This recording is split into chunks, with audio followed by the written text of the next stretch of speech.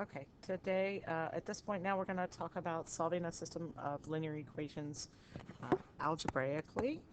We can solve a system of equations in two variables, two equations using substitution elimination. I know we've already talked about solving graphically. You may have heard elimination called either the addition method or linear combinations.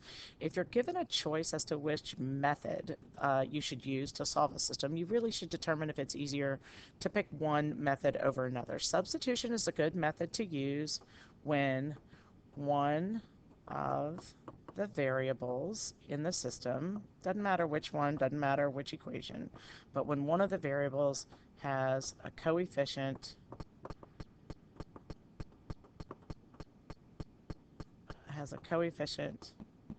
of 1 or -1. I mean, it's possible. It doesn't matter if it's 1 or -1, but it's all frequently substitution is a good method to use. Or if one equation is already solved for one variable. That's what you're looking for. Ideally, that makes it a lot easier. Elimination is a good method to use when all variables have coefficients other than 1.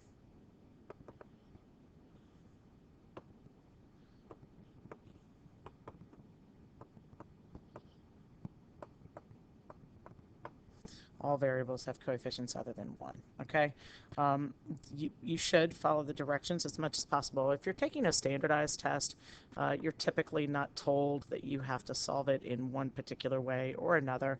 But in general, in a lot of math classes, especially in Algebra 2, when you repeat through this process and go through everything, your teachers really want to know that you can solve graphically, that you can solve using substitution, and that you can also solve using elimination. So you really need to make sure you have all those skills mastered. And then once you do that, you always want to choose the method that's most efficient in the interest of saving time. So we're going to solve each of the following systems by substitution. I'm going to go ahead and label this as A, problem B, just to distinguish, and maybe go ahead and just kind of draw a line down here so that we can just work one at a time. Note that in this very first problem for A, y is already isolated. If this is already isolated, then what you can do is just substitute in 4x minus 5 everywhere there's a y in the second equation. So I'm going to rewrite the second equation, 8x minus 2, but where there is a y, I'm going to replace that with 4x minus 5. Now we have an equation with just x in it that makes it a little bit easier to solve. 8x minus 8x plus 10 equals 20. Well, this one's unpleasant because we're starting right off the bat with getting rid of a variable. So what we end up with, since those cancel, is 10 equals 20. Well, we know that 10 does not equal 20.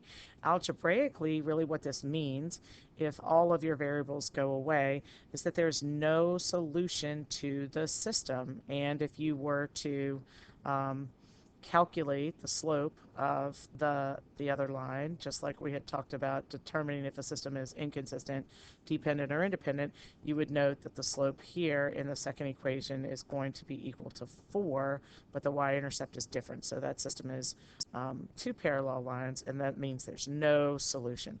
If you solve a system and the variables cancel out such that you end up with a false statement, it's a false statement that 10 equals 20, right? Looks like. And we'll write it this way, such that 10 equals 20, which is a false statement, right? If this is a false statement, then that means there is no solution to that system, all right?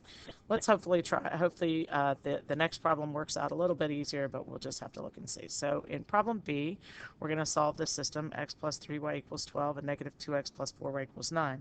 So notice that the variable x in the very first equation has a coefficient of 1, right? So it's going to be easiest to solve for x in this case. So we're going to subtract 3y from both sides of the equation, and we're going to get x equals 12 minus 3y, if you want to put it that way.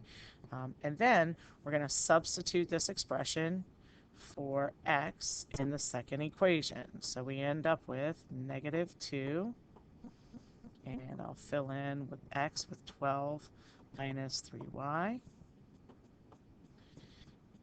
plus 4y equals 9.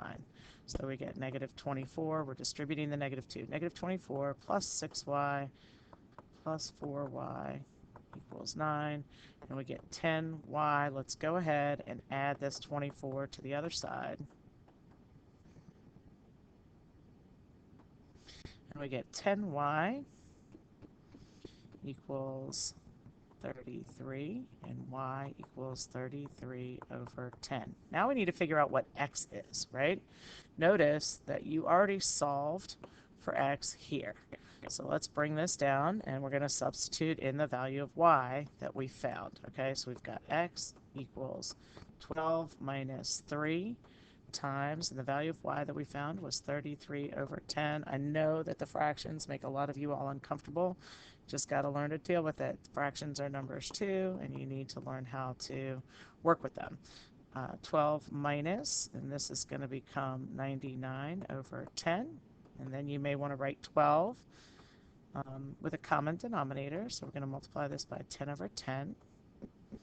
And we get x equals 120 over 10 minus 99 over 10. And we get the value of x to be equal to 21 over 10. Note that you should really write your solution as an ordered pair. So we always write the x coordinate first and then the y. So we're going to say 21 over 10, comma 33 over 10. And that is the solution to your system as an ordered pair. Obviously, if you were graphing this, it'd be really hard to determine that solution graphically, okay? You'd probably need to scale your graph accordingly. So there are times when substitution and elimination are going to be better methods to use. I'm going to skip this problem, this word problem for now, because I haven't assigned any of the word problems, but I'll come back to it in just a few minutes. Let's talk about elimination. And to solve by elimination, this is kind of what's required. You need one variable, either x or y.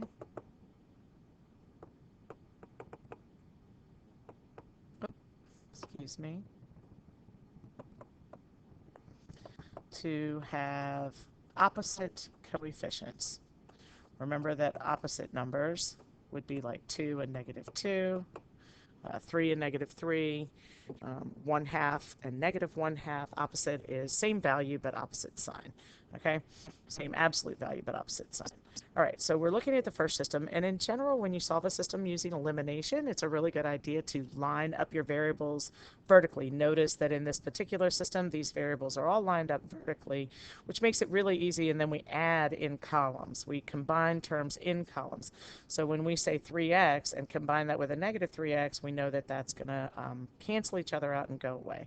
And then we're going to combine y's. We have a positive 1y and a negative 2y, which gives us negative y. We've got a negative 9 and a positive 12, which gives us a positive 3. That gives us y equals negative 3. We're halfway done. We've got y. Now we need to find x. So you can choose either of the original equations to plug back into. Since the first equation has y all by itself, I'm going to go ahead and substitute in there. So I've got 3x plus, and then I'm going to substitute in the value that you found in that previous step, negative 3. So 3x minus 3 equals negative 9. 3x equals, we're going to add 3 to both sides and get negative 6. And then x equals negative 2. All right, when you divide both sides by 3. So the solution is negative 2, negative 3. X and then y. Just don't forget to keep it in that order, right? X and then y. And that's the solution to the system, negative 2, negative 3. So we must have two intersecting lines, and they intersect at that common point. Okay, let's try another one. It does sometimes happen in some of the algebra textbooks that I've used over the years that they like to use different variables. In general, when they're solving systems and you use different variables, then when you write your solution goes in alphabetical order. So in this case, the solution is going to be m and then comma n. Usually, as you get older, you kind of just focus on x and y a lot in systems of equations. But I want you to notice that in this particular problem, B, notice that we don't have opposite coefficients. None of our coefficients are the same. There's a couple of things that you probably could do here. differently, and when you have those thoughts, it's a good idea to discuss those things and hash them out a little bit, because there probably can be some easier ways to go about this. But if you want to choose to eliminate m, then you need to figure out what number do 2 and 3 both divide evenly into. So you know 2 and 3 both divide evenly into 6. If you want to choose to eliminate n, notice that 4 and 5 both divide evenly into 20. I'm going to try to keep it as small as possible. I like to do that. So what I'm going to do with the first equation is I'm going to multiply this first equation by 3. And I'm going to multiply the second equation by -2. What that's going to do for my two new equations, for the first one, it's going to give me 6m plus 12, and I'm distributing it to every single term, equals -12. And then for my second equation,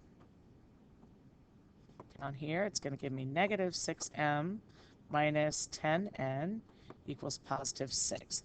Now I'm ready to combine in columns, because notice now I have opposite coefficients of +6m and -6m, which will cancel when you add them. And then when you add 12n and -10n, you're going to get 2n.